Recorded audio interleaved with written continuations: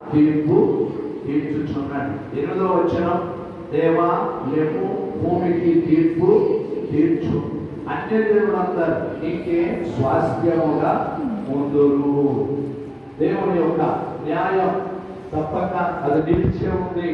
కొన్నిసార్లు ఏవేవో విషయాలు జయం పొందుతున్నట్టుగా కనబడవచ్చు, కానీ దేవుని యొక్క న్యాయం అది నిలిచే ఉంది.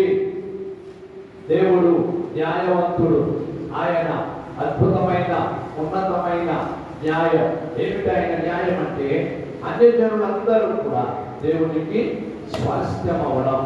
అన్య జనులు అనగా ఇంకా నిజ దేవుణ్ణి తెలుసుకున్నని వారిలో కొందరు మీ ఇంటిలో ఉండవచ్చు, వారిలో కొందరు మీ స్నేహితుల్లో ఉన్నారు, వారిలో కొందరు మీ సమాజంలో మీరున్న ప్రాంతంలో ఉన్నారు.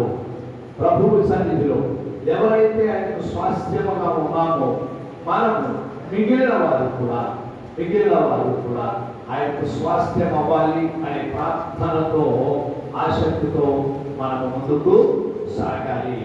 ఆ ప్రార్థనయే మనకు భారం ఇస్తుంది.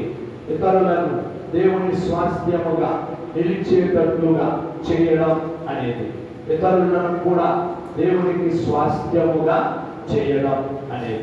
ప్రభువు సన్నిధిలో ఆసక్తితో మనం ఆ పని చేయుటలో ముందుకు సాగిపోదాం.